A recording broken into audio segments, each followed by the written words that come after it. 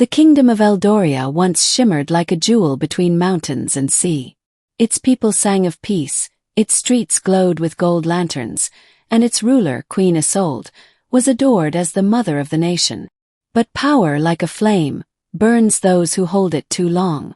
In the final year of her reign, the queen began to change. Her speeches turned cold, her eyes hollow.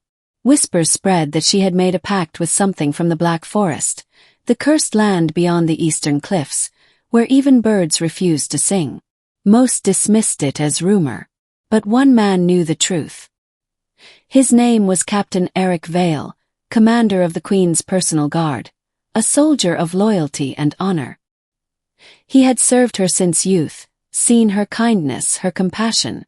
Yet now, he saw only a stranger sitting upon the golden throne. Her crown no longer glowed, it pulsed.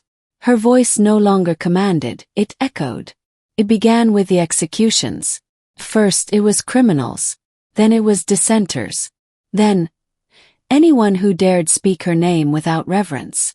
The people called her the Scarlet Queen, for her once white robes were now stained red from the blood of her subjects. Eric stood before her throne one evening, unable to hold his silence any longer. "Your Majesty," he said, kneeling but trembling, "the people fear you. The city burns. Tell me, what is happening to you?" The queen rose slowly. Her eyes shimmered, not blue but black like ink spreading through water. "Fear," she whispered, "is the price of obedience. Gave them peace. They gave me betrayal. So now I give them truth." Her voice was layered, as if two beings spoke through one mouth. That night the castle trembled. Eric followed her in secret through the marble halls, past guards who stood motionless, their eyes lifeless and cold, down into the catacombs beneath the throne, where ancient roots twisted through the stone. There, at the center of the dark, he saw it.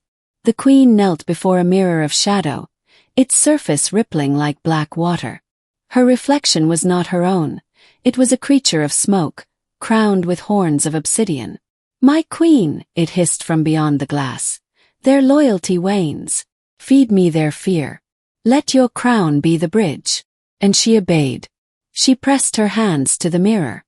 The blackness crawled up her arms, across her neck, into her eyes. When she turned, Eric saw what she had become, not a ruler but a vessel. The entity had taken her soul. By dawn, the capital was under siege, not by armies but by shadows.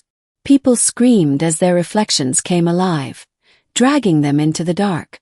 The sun itself dimmed, hidden by the queen's curse. Eric gathered the last of his loyal soldiers. There were only 20 left. "She's not our queen anymore," he told them. "She's something else. But we can still save her, or at least save her people." They rode through fire and ash to the heart of the city. Statues crumbled. The air stank of sulfur and fear. From the castle balcony, the queen stood, her once golden crown now a twisted cage of thorns. "My beloved subjects," she declared, her voice echoing across the city, "I offer you salvation from your lies, your greed, your weakness. Bow before me, and live as shadows eternal." None bowed. That was her final betrayal. Eric led the charge through the gates. His men fell one by one, cut down by creatures of darkness that bled mist instead of blood.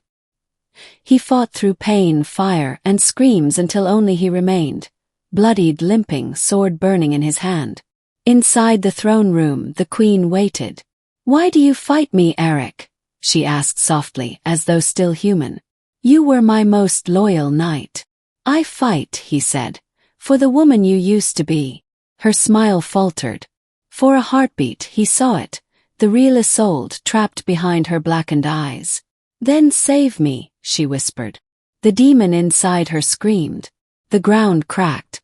The throne shattered. Black tendrils erupted from the walls, wrapping around Eric's body, trying to crush him. But he drove his sword into the ground and spoke the ancient oath of the Eldorian guard. "By crown and by blood, I defend the light." The blade glowed, blinding white. The mirror of shadow behind the queen shattered, and from its shards the demon howled. For the first time, the queen fell to her knees. The spell broke, but at a cost. Eric was dying.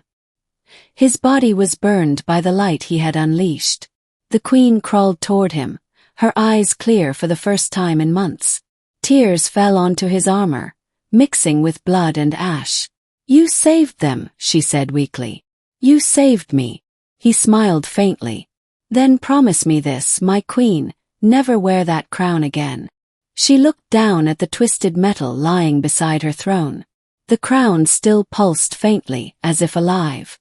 With trembling hands, she lifted it, then cast it into the flames. The black smoke vanished. The sun broke through the clouds for the first time in weeks. The war was over. In the years that followed, the story of Eric Vale became legend. Statues were raised in his honor, and songs were sung about the soldier who saved the people. But Queen Isolde never ruled again.